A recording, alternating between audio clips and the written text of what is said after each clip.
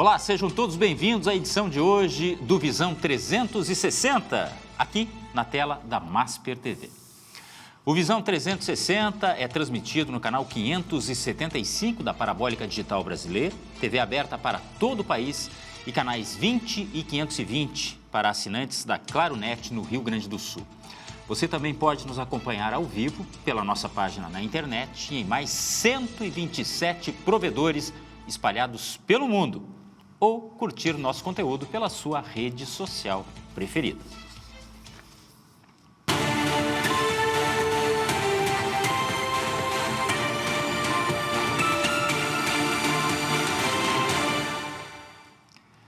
Hoje temos um convidado para lá de especial. Visão 360 recebe o jornalista Túlio Milman, um profissional com trajetória marcante no jornalismo brasileiro. Com 27 anos de atuação no grupo RBS, ele foi repórter, editor, comentarista, colunista, aliando experiência prática a uma sólida formação acadêmica no Brasil e também lá no exterior, né? Ao longo da carreira, entrevistou grandes nomes da política, da ciência, da literatura, recebeu prêmios importantes e atuou em conselhos de instituições culturais, educacionais e esportivas. Eu achei que vocês tinham esquecido isso, ô produção. Estamos falando também com Colorado Raiz. Vamos falar sobre jornalismo, comunicação, transformação digital e o papel da mídia na sociedade contemporânea. Temos também um escritor aqui, Túlio Milman, meu querido ex-colega, mas para sempre colega, quem é jornalista para sempre vai lembrar do outro jornalista, não apenas lá no âmbito da redação. Muito obrigado. Eu é que agradeço, eu vou te chamar de uma forma diferente, eu não sei se tu vais lembrar, Glauco Pazza. Quem é que te chamava assim, Pazza? Paulo Roberto. Paulo Roberto Falcão. Ele tinha um quadro esportivo no Teledomingo e a primeira vez que ele foi te chamar, vindo da Itália, rei de Roma, me largou o Glauco Pazza. E ele me perguntou ainda, Glauco, é assim que se fala? Eu disse, bom, naquela época, o Falcão, em primeiro lugar, eu nunca estive na Itália. Naquela época eu não tinha ido ainda. Eu, nas minhas relações lá de avó, nunca me interessei em perguntar se era o Pazza, mas vamos fazer o seguinte, já que é o Falcão, chama do que quiser, é o rei de certo, Roma. O Falcão tudo pode. Certo. Boa. E assim, com esse astral, mas vamos falar também de muita coisa séria, a gente encaminha então o Visão 360 de hoje. Antes da nossa pauta propriamente dita, vem as informações do dia no Visão, no Momento 360.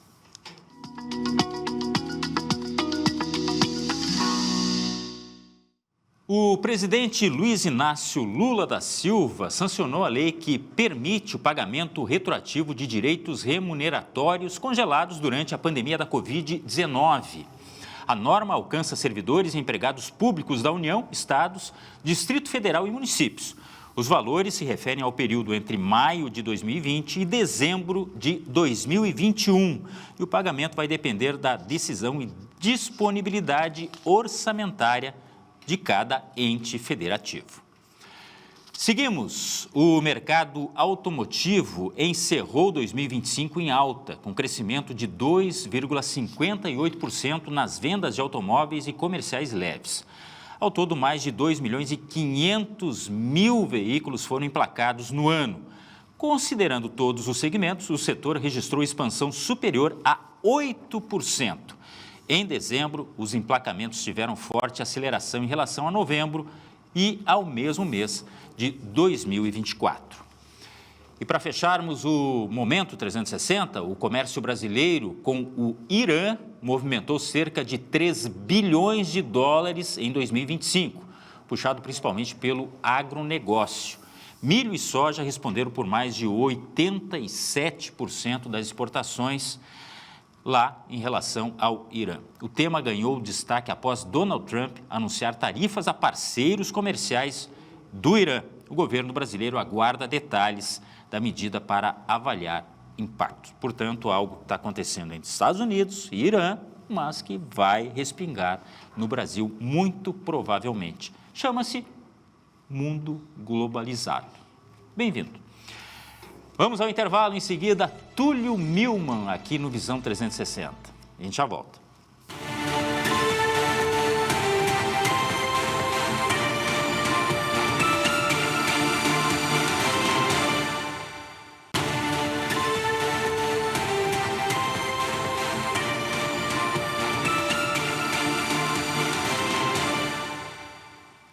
Visão 360 de volta e hoje o nosso convidado é o jornalista, consultor, escritor, pai, Túlio Milman.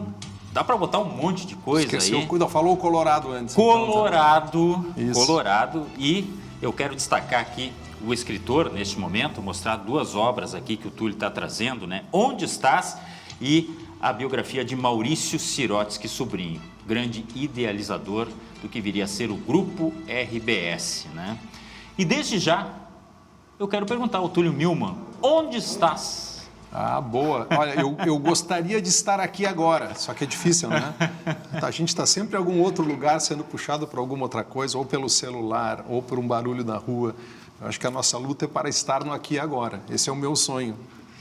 E esse negócio de escrever, Túlio? Bom, você sempre gostou, logicamente, de escrever. É uma redundância dizer que o jornalista escreve. O jornalista precisa, mesmo que ele não seja do meio digital, no antigo jornal, enfim, precisa escrever. Mas estou falando de obras como...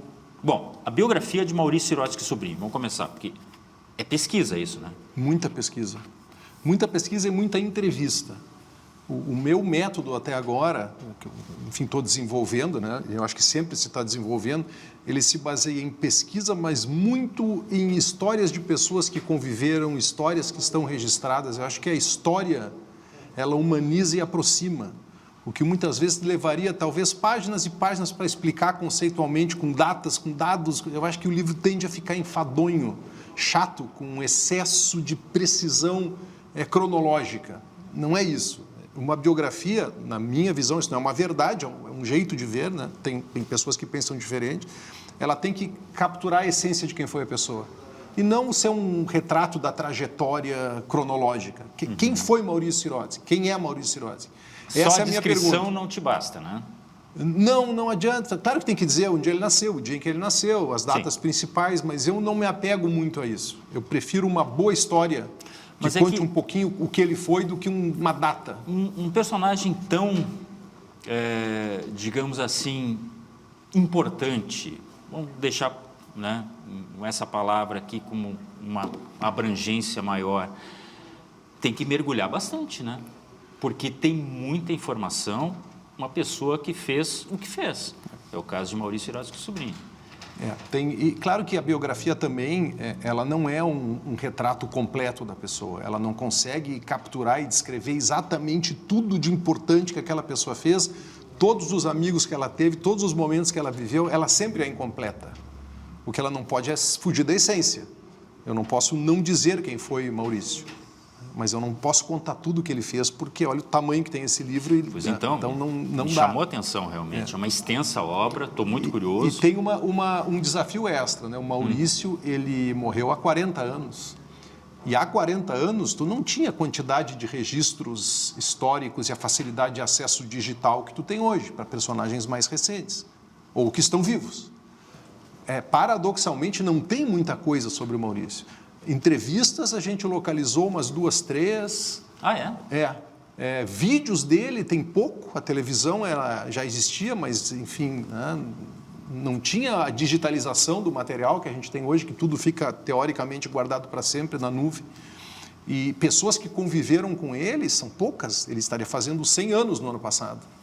Então tu tem algumas pessoas que conviveram, o seu Jaime, o irmão, uma prima, Dona Flora, tu tem antigos colaboradores da RBS, mas não é tão abundante assim a quantidade, a qualidade das informações que tem sobre ele. Então foi um desafio muito interessante e uma pessoa que eu não conhecia, eu vi ele de longe uma vez. Então, o seu Maurício não chegou a ter relação com ele? Eu vi ele uma vez numa festa, eu me lembro a minha mãe mostrando, olha, aquele ali é o Maurício Sirotsky Sobrinho, não sei o que, da Zero Hora e tal. Eu me lembro dele sentado, falando e um monte de gente em volta prestando atenção. Que era ele. Me parece que é o grande resumo de Maurício Sirotsky Sobrinho. Foi a vez que eu me lembro de ter visto ele. O resto a gente foi procurar, foi pesquisar. Eu tive a ajuda de um historiador. Nasceu na região de Passo Fundo. Ele nasceu não em Passo Fundo, mas ali perto. E viveu toda a sua juventude até os 20 e poucos anos em Passo Fundo. Então tem muita coisa em Passo Fundo. E aí eu pedi ajuda para um historiador de lá que fez aí sim, assim, uma pesquisa manual em arquivos de jornal. em documentos históricos, chegou em um material que eu acho que é dos mais interessantes que tem no livro, que é os acompanhamentos do SNI, do Serviço Nacional de Informação, que era o órgão de informação do regime militar, sobre ele, sobre a RBS e os seus comunicadores. Então, tu tem páginas e páginas e páginas de relatórios que eram secretos até pouco tempo e que hoje são públicos, mas que tem um jeito de chegar lá. Claro. E esse historiador chegou. Então, é muito curioso ver, por exemplo, como o regime militar via o Maurício Sirotsky, via a RBS, e via a imprensa como um todo, né? As contradições, as desinformações, enfim. Então, foi muito interessante conhecer o Maurício, né? Do jeito que eu consegui conhecer. Ouvindo o Túlio falar sobre todo esse trabalho, esse processo, é jornalismo. É uma grande reportagem, tem a reportagem, tem o que chama de grande reportagem. Essa é uma reportagem gigantesca. É uma reportagem que levou um ano, dedicado a ela. Né? E é bom porque tu consegue, às vezes, dar um distanciamento, às vezes tu trava e tu sai, daqui a pouco tu volta, daqui a pouco aparece uma história interessante, daqui a pouco essa história conecta com a outra. É como se tu juntasse um monte de peças de um quebra-cabeça, mas tu não sabe qual é o desenho final do quebra-cabeça. Tu só descobre quando tu termina de montar a última peça.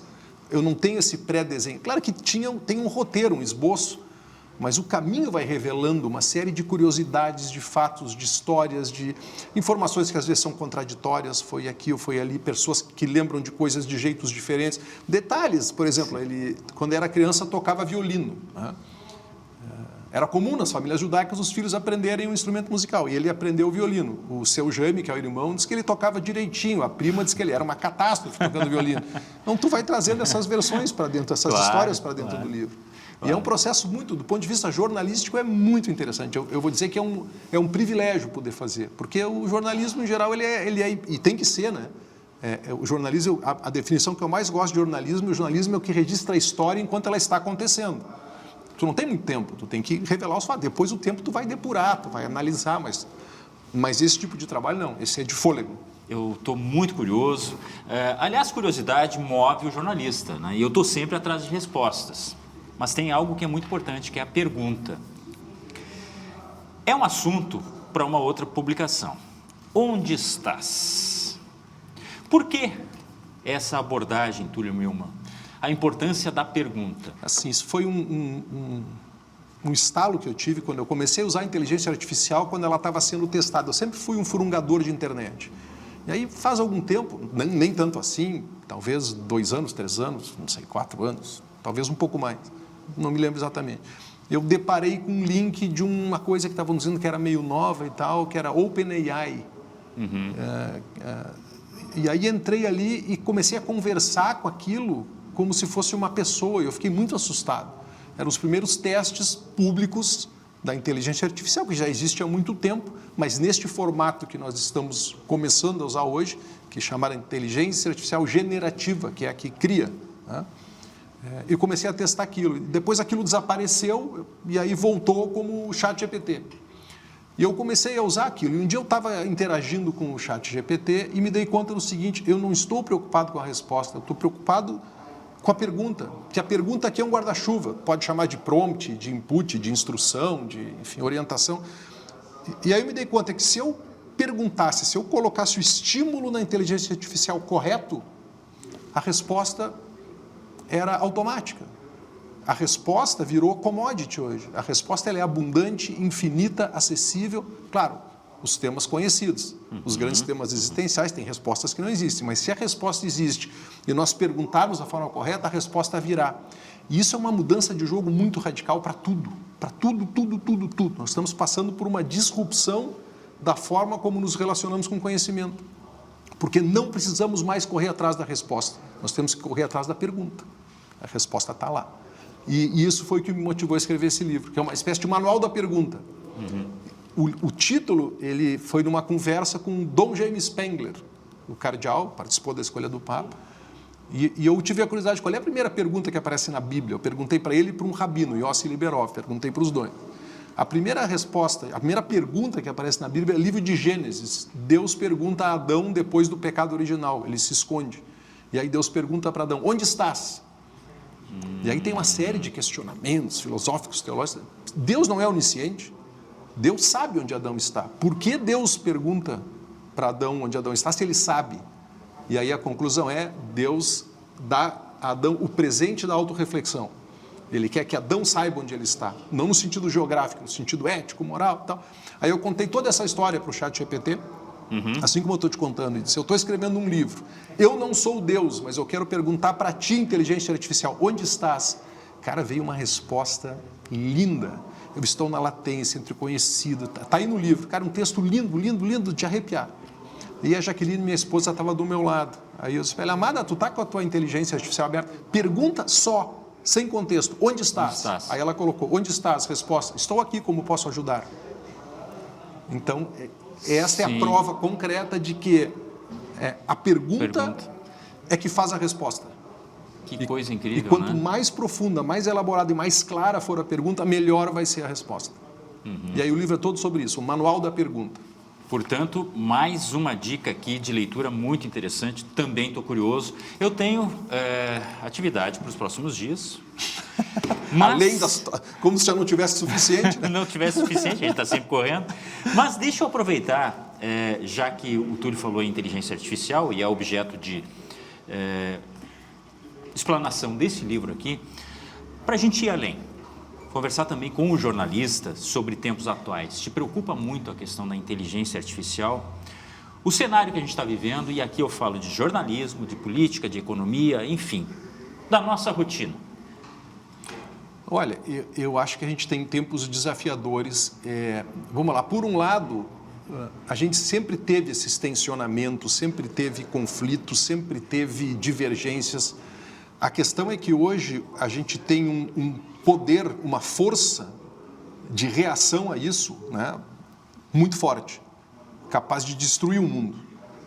Então, se antes uma guerra, a Primeira Guerra Mundial foi uma guerra de trincheiras, né, de infantaria, com embates, que foi terrível, mas ela não tinha o poder que uma guerra total teria hoje.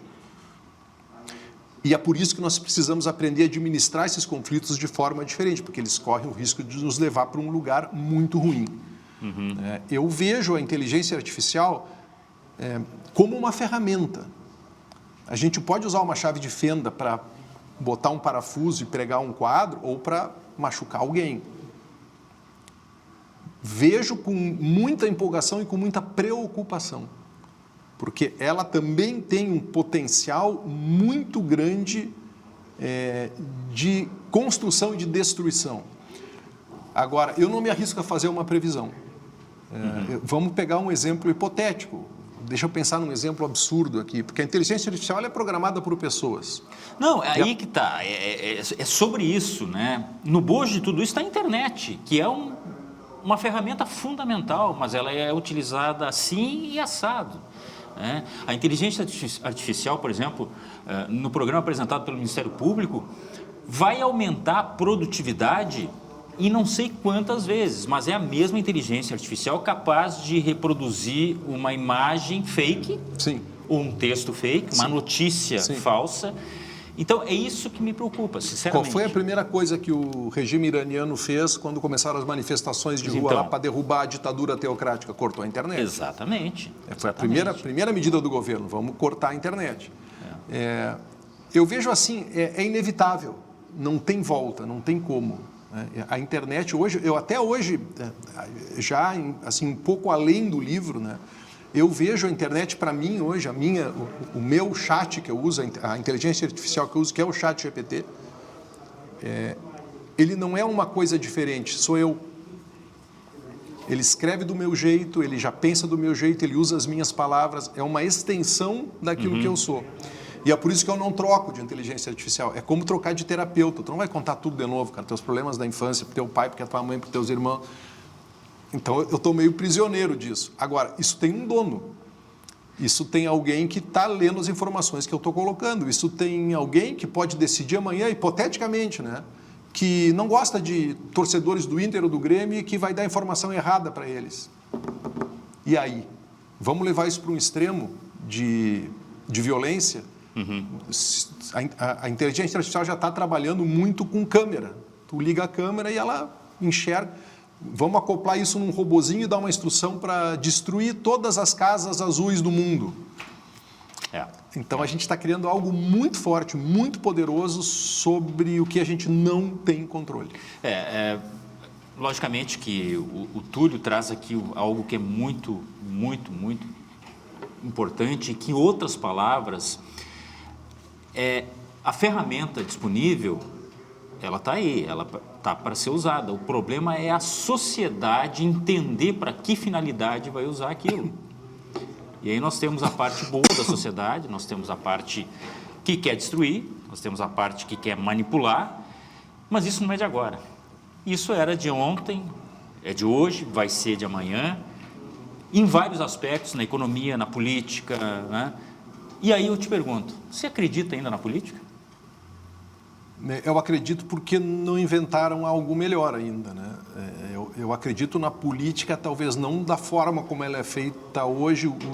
A própria democracia hoje ela não responde mais aos anseios da sociedade na forma como ela está estruturada. Partidos políticos são entidades falidas do ponto de vista ideológico, conceitual. Quando os partidos surgiram, eles eram os porta-vozes dos grandes temas, das utopias, das ideologias, das visões de mundo.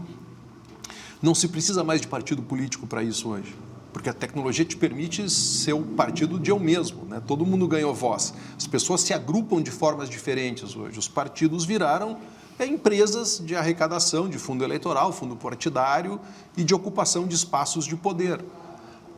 E a gente vive justamente um momento da falência dessas ferramentas e que está se tentando criar alguma coisa nova que não foi criada ainda. Eu não sei o que vai suceder isso.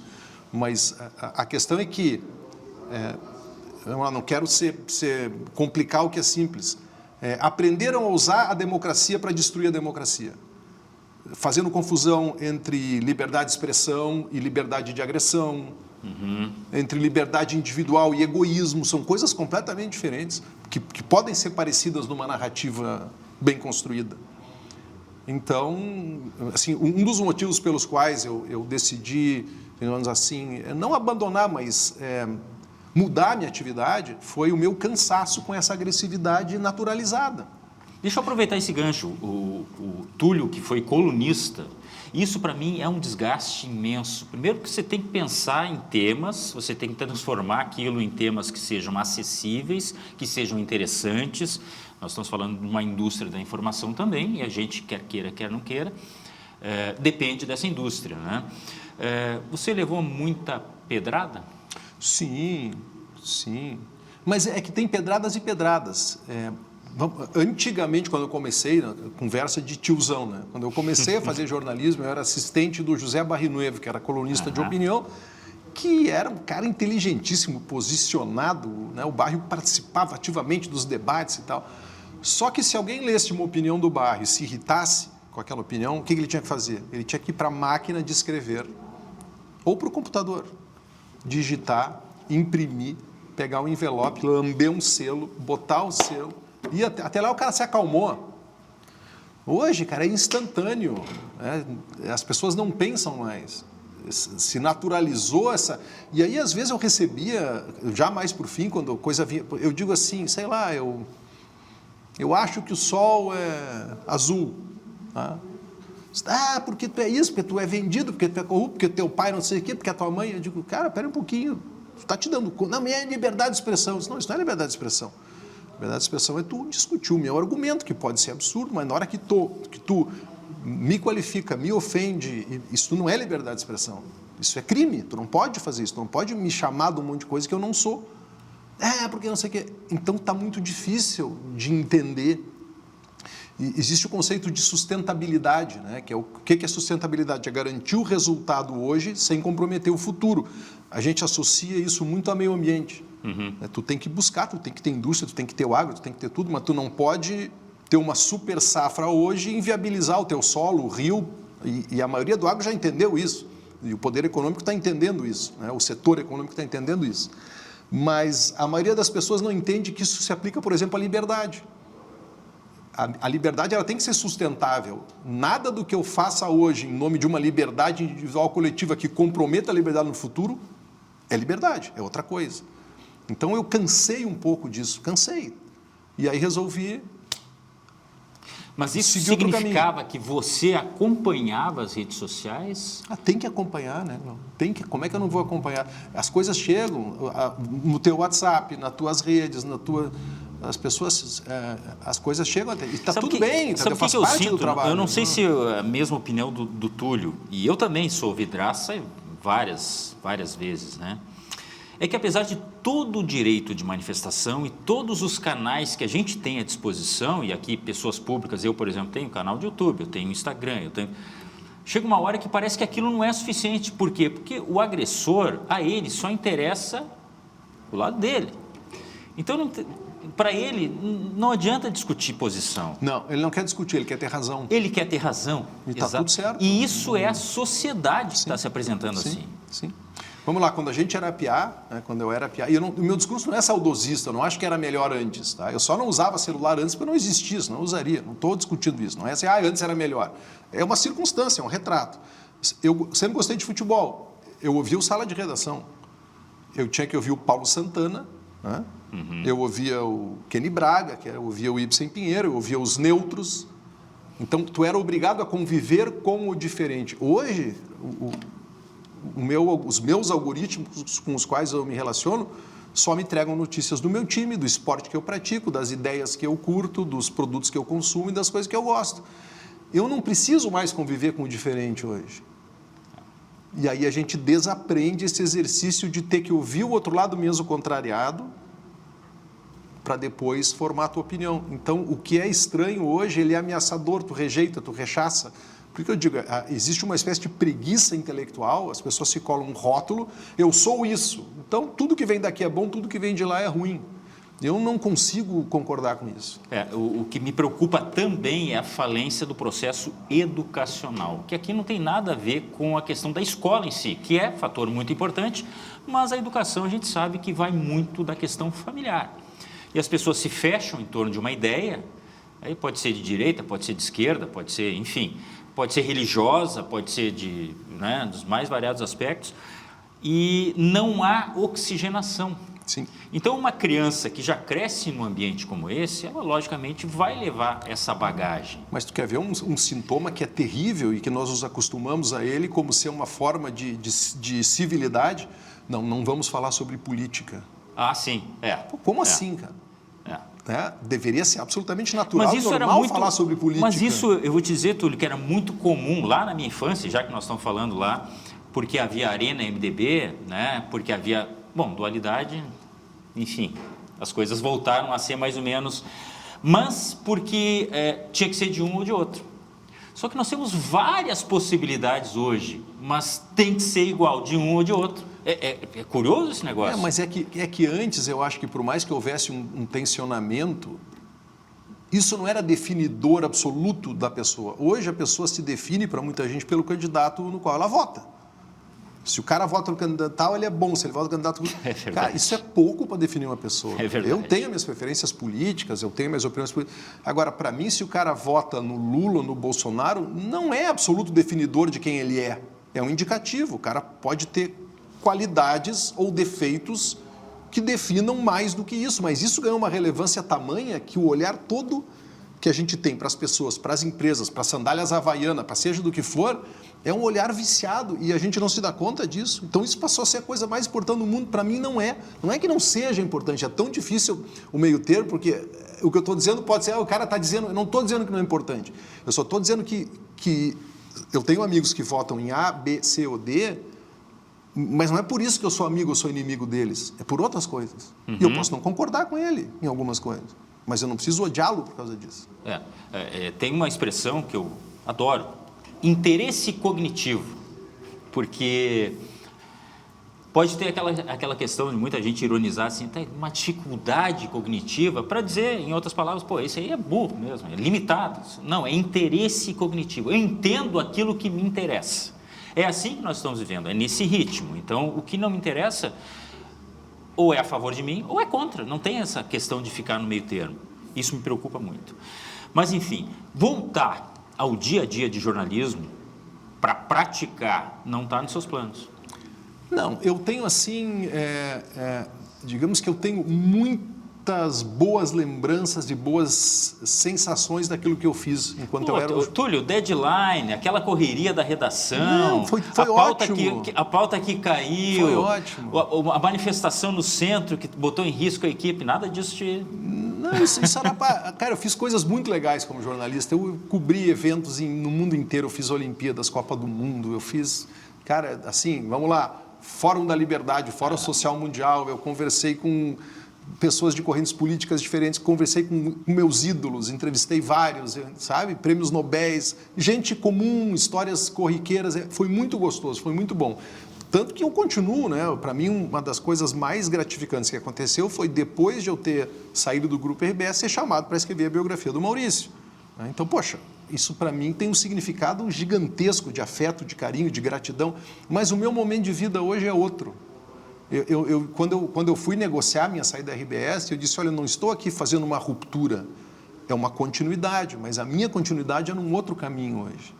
Num caminho de usar a experiência, as relações que eu fiz aqui, para construir coisas legais de outra maneira, que é o que eu estou fazendo hoje. E entrou o aspecto pessoal também nessa conta, não? Sim, é isso que eu te falei, de que eu estava um pouco cansado de xingar meu pai, minha mãe, familiar, a mim, de conviver mais com... sabe, não acontece, mas acontecia antissemitismo, pelo fato de eu ser judeu, ou porque eu sou colorado, porque eu sou, sabe, eu cheguei uma hora e digo, não deu, já tive o suficiente.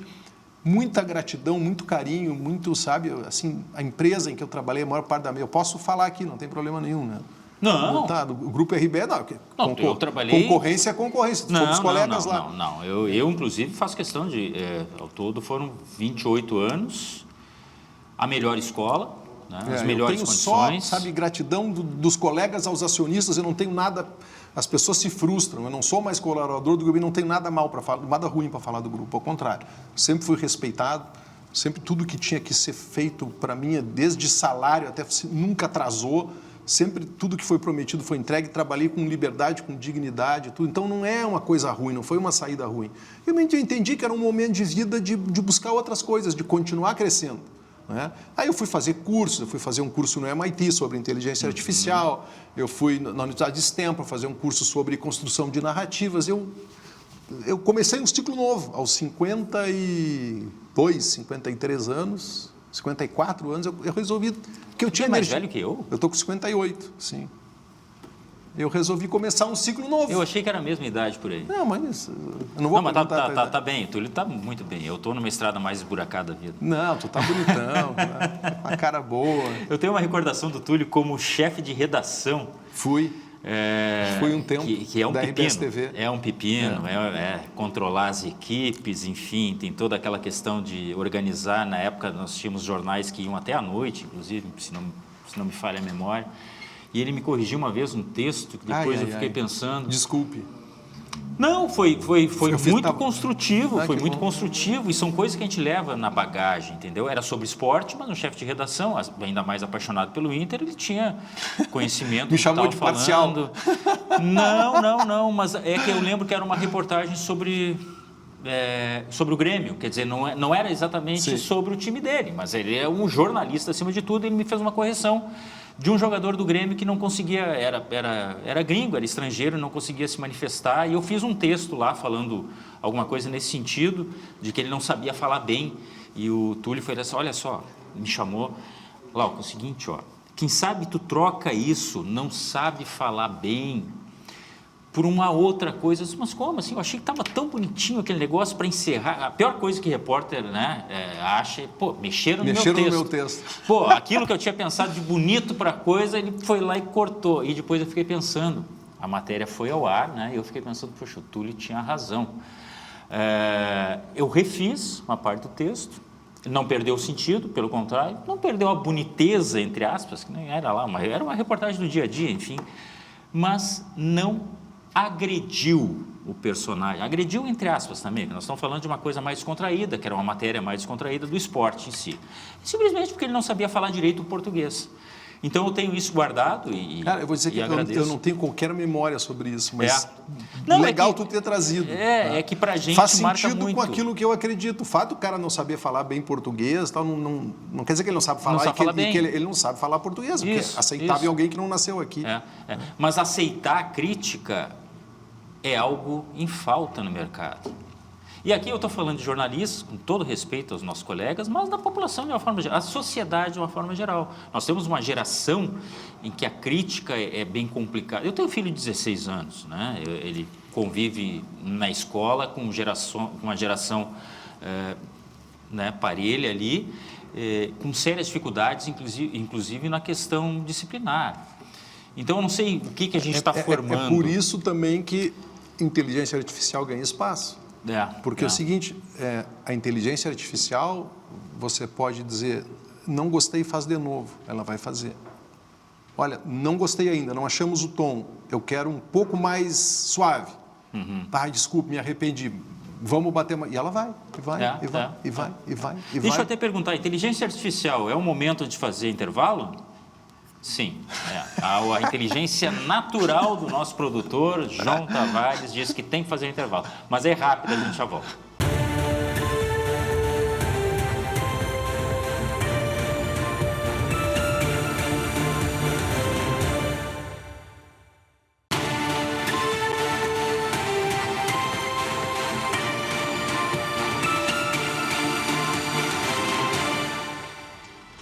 Visão 360 de volta, recebendo com muita honra a visita de Túlio Milman, jornalista, consultor, escritor, torcedor, consultor. Quando a gente fala em consultor, Túlio, me esclarece.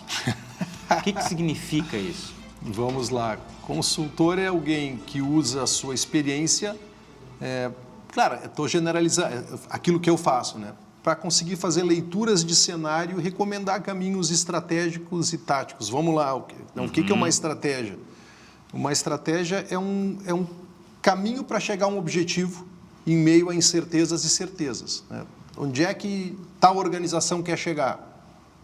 O que ela sabe de certo e quais são as incertezas?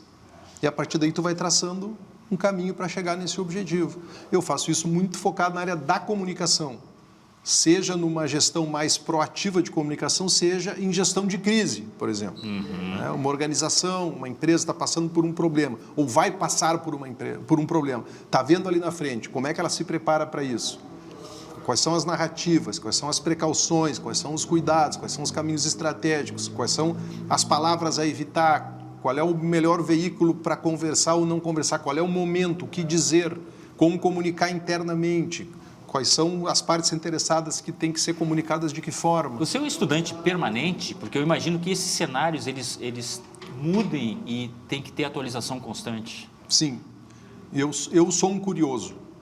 Eu, de vez em quando, eu me interesso por algum tema, eu mergulho naquele tema e vou atrás e descubro, e pode ser coisas absolutamente aleatórias. Eu sempre tive essa característica que muitas vezes me atrapalhou, muitas vezes me ajudou, que é de ser generalista. Eu não sou um especialista num tema, não sou um especialista... Eu achei que ele ia dizer perfeccionista. Não, perfeccionista, não? Graças a Deus, cara. Eu acho que deve ser tão chato ser perfeccionista. É chato e eu sofro com isso. Consigo mesmo, tu é perfeccionista? Eu sou, cara, e isso me Vamos me falar traz mais sobre problemas. Isso depois. Vou te dar um telefone de um amigo meu que tem um divã. Sérios problemas. E eu imagino que com 54 anos, assim, a forma está aí, ela não vai mudar. Cara, mas depende de como é que tu gera isso e o que tu faz com isso, entende? Não, mas tem coisas muito boas também que disso aí, que eu consigo, por exemplo, hoje eu consigo lidar melhor com a situação, mas angustia em determinados momentos. Mas, no caso do Túlio, ele consegue organizar o dia dele para conciliar família, com essa curiosidade, com esse estudo permanente, com de repente ter que viajar. Olha, eu achei que eu ia ter mais tempo livre quando eu fiz meu movimento profissional, quando eu fiz a minha mudança de carreira. Eu não tenho tanto tempo livre, mas, por outro lado, parece contraditório, eu tenho mais liberdade. Por exemplo, eu consigo agora, eventualmente, ir para a praia quinta-feira. Eu trabalho lá sexta. Trabalho lá, faço reuniões online, estou conectado. Quando eu estava em veículo, eu não podia, eu tinha que estar na redação, eu tinha que apresentar programa, E também foi pré-pandemia, né? Na verdade, eu saí logo depois da pandemia. Pois é, essa curiosidade que eu tenho foi logo depois? Eu ainda eu me lembro de fazer o Jornal do Almoço, tudo em casa, apresentar programa na Gaúcha em casa, o Super Sábado, tudo em casa. Mas foi no momento dessa quebra. Até então, era redação, e o deadline, o prazo fatal para tu ter que fazer isso tudo, acaba engessando o teu dia. Hoje eu tenho mais liberdade, mas eu trabalho tanto ou mais do que eu trabalhava antes. Mas trabalhar com prazer não é o Cara, problema. eu curto né? muito trabalhar. Uma das vezes que eu mais me incomodei na vida, falando em apedrejamento, foi na reforma da Previdência. Quando eu escrevi um comentário dizendo o seguinte, que eu repito hoje com convicção e que na época talvez eu não tenha me expressado bem, talvez algumas pessoas não quiseram entender. Eu disse, olha pessoal, eu acho que está tudo certo, só vamos cuidar para não fazer parecer, especialmente para as crianças, que trabalhar é uma coisa ruim. Trabalhar não é uma coisa ruim. É claro que eu sei que no Brasil tem gente que trabalha em condições muito ruins, mal remunerada. Eu não estou falando disso. Estou falando conceitualmente. Quer ver? Eu vou te dar um exemplo de um cara que eu não sei se tu já falou, o Tinga. O Tinga, para mim, é um dos caras mais inteligentes, mais brilhantes. Esse jogador de futebol, do Inter e do Grêmio. Tem uma profunda admiração. Um parênteses, o Tinga é tão inteligente que ele não precisou de escola. Sabe que tem uma brincadeira em relação a isso, né? Porque o Tinga, ele teve que parar a educação convencional dele pelo sonho, e até porque a família não tinha condições. Mas ele é tão inteligente, tem uma brincadeira em relação a isso, que ele não precisou de escola. E ele é um cara brilhante. Porque ele teve que retomar depois, ele e foi um cara brilhante. Que correu atrás, né? Correndo atrás da sorte. Não, mas não é interromper, a gente está conversando. E tu é o dono do programa, se tu quiser, tu fala o tempo inteiro, eu fico quieto aqui. E o Tinga conta uma história que ele era criança e a mãe era faxineira. Se eu não me engano, é lá no Teresópolis Tênis Clube. Sim, então tinha as festas. A reportagem do Regis Reze. Isso, amigão. Não te mexa, amigão. Isso. Então tinha as festas no Teresópolis e ela chegava no fim da festa, no fim da noite, começo da manhã, e limpava a festa. E ia para casa com a comida que sobrava, com doces, com um pedaço de bolo e tal, e levava para casa e chegava de manhã em casa. Como é que tu pode encarar isso? Poxa vida, minha mãe passou a noite fora trabalhando, tu trabalha é uma coisa ruim. O Tinga disse que desde criança ele olhou para a mãe dele chegando em casa com comida, com doce, com não sei o que, e disse, poxa, minha mãe estava trabalhando e veio para casa com estudo, o trabalho é bom. Entende? Então é isso que eu me refiro quando eu digo que a gente não podia... Cara, e apanhei porque tu é o privilegiado, porque tu fala isso, porque tu está no ar-condicionado, porque não sei o que. Eu entendo esse tipo de crítica. Mas então eu acho que é isso, a gente não pode transformar o trabalho em algo ruim, conceitualmente, mesmo Túlio, sabendo que às vezes é. Claro, mas isso daria tanto assunto, sabe por quê? Também lá, puxando um pouco mais lá atrás, eu lembro que as pessoas trabalhavam para se aposentar.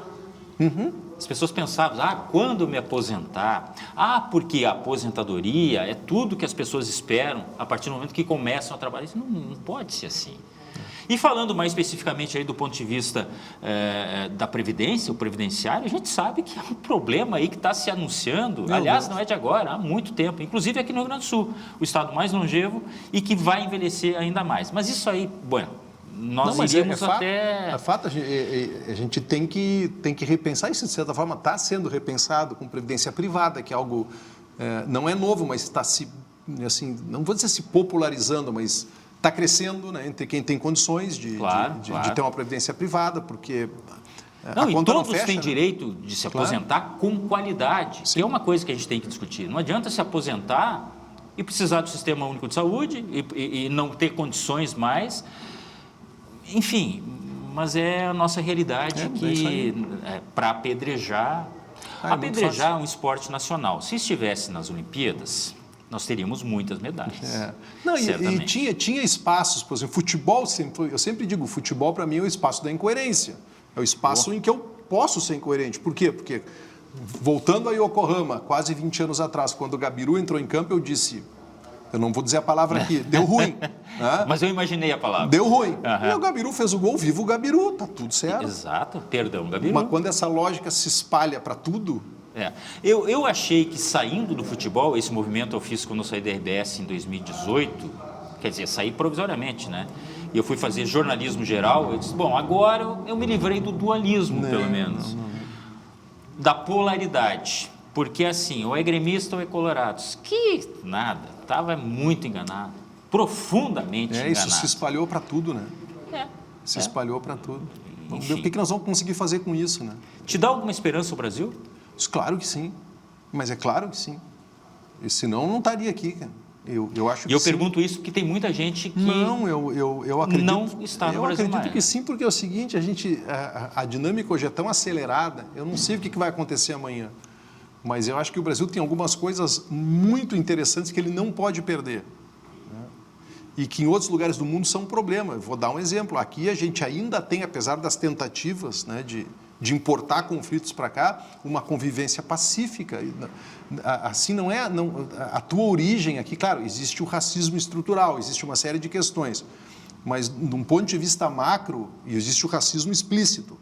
Mas a gente tem uma convivência aqui entre pessoas de origens diferentes que em outros lugares do mundo brigariam. Aqui isso não era um assunto.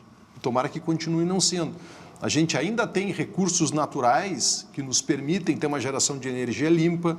E aqui vai uma pequena crítica. Eu não entendo um governo que investe em petróleo hoje em dia. Não dá mais para investir em petróleo, tem que investir em energia limpa, renovável. Não é discurso ideológico, é um discurso de, inteligência econômica. Não dá mais para jogar a fumaça como se não tivesse acontecendo o que está acontecendo. Teríamos tarifa de 35% no meio do ano. E quantidade de sol que a gente tem, de rios que a gente tem, de inteligência acadêmica que a gente tem. Não se explica isso, entende? Mas, apesar disso, eu acho que a gente tem boas condições de ser um país mais justo, mais inclusivo. E, de novo, inclusão é um discurso capitalista, não é um discurso socialista. Porque o que é incluir? Inclui mais gente comprando, mais gente consumindo, mais gente tendo acesso, mais gente viajando, mais gente indo a restaurante de uma forma sustentável, sem destruir o planeta. Dá para fazer isso. Então, determinados conceitos foram aprisionados por ideologias, né? Parece que tu falar em eficiência direita e tu falar em inclusão esquerda. Não, eles são conceitos que são a mesma coisa, só que correntes políticas se apoderam, aí ficam donas disso e tu não pode mais transitar aí porque tu recebe um carimbo. Essa análise que o Túlio está fazendo do âmbito nacional, ela se aplica exatamente ao nosso quintal aqui? Rio Grande do Sul? Você acha que é o mesmo cenário? A gente tem desafios diferentes. Um deles tu traçaste aqui, que é a nossa longevidade maior, com perda de produtividade. Porque eu vejo muito gaúcho também saindo do estado, né? Eu acho que nós fomos vítimas aí na década de 70 da síndrome de sucesso, né? A melhor educação do Brasil, o melhor sistema de saúde do Brasil, o melhor futebol do Brasil, o pôr do sol mais lindo do mundo, o churrasco mais não sei o quê. E, sabe, o doutor Jorge Gerdau, que eu tive a honra de ajudá-lo a escrever o livro dele também, mas já faz uns 2, 3 anos, eu devia ter trazido o livro do Dr. Gerdau, ele diz, o sucesso é um mau conselheiro.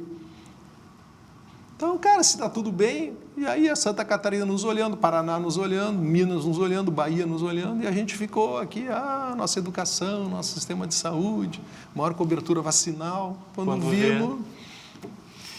Gente, o bate-papo está muito bom, eu quero mais uma vez ressaltar essas 2 obras que o Túlio trouxe aqui, a biografia de Maurício Sirotsky Sobrinho, né? O Som de uma Vida, falando sobre o grande idealizador da Rede Brasil Sul, que viria a ser, né, a Rede Brasil Sul, RBS, uma obra extensa, de muita pesquisa. E Onde Estás? Inteligência artificial e a pergunta, a importância da pergunta. Eu sempre encafifado com a resposta, aí vem o Túlio aqui e me bota essa interrogação. Foca na pergunta. Exatamente. Eu quero agradecer muito o Túlio Milman. Dizer que ele não foi agredido, isso no olho é fruto de brincadeira. A minha filhinha estava brincando com ela na piscina, aquela coisa de pular da borda, e o papai, só que o papai, sei lá o que houve, que a mão não segurou direito, ela deu de queixo aqui, anteontem, cara. Eu botei uma maquiagemzinha, um micropore, mas está tudo bem. Isso não é lesão, isso é sinal de relação familiar. Isso cicatriza rapidinho. E para terminar, uma pergunta bem simples. O que vem antes? Justiça social ou o título do Inter? O título do Inter. Porque vai ser rápido. Tem confiança, então? Eu tenho, cara, eu sou daqueles idiotas que acredito. Eu acredito, cara. Mas torcedor é assim. Eu acredito. Eu vi muita crueldade com o Internacional no primeiro jogo do ano, cara. No primeiro jogo do ano, tinha gente fazendo vestibular e rodando o jogador no primeiro jogo do ano. Não tem nem time reserva, nem a experimentação com time ainda. Misto. Gente diz, isso é um déjà vu do ano passado. Cara, calma. Primeiro jogo do ano, galera. Vamos com calma. O torcedor tem que torcer. A arte de julgar. Tu me cutucou, tu vê que eu até já me enfolhei aqui. Ele já está até vermelho. Mas, Túlio... Cara, obrigado. Muito uma alegria, obrigado. Prazer te reencontrar. O prazer foi todo meu. Fazia muito tempo que a gente não se via, né? Fomos colegas de redação. Eu te vejo na TV, cara. Eu te vejo. Não, que bom. A audiência é qualificadíssima. E desde já, um belo 2026. Muitas obras pela frente. Muito obrigado. Vou acompanhar o crescimento ainda maior, certamente, do Túlio Milman em várias áreas. Obrigado, cara. Sucesso aí.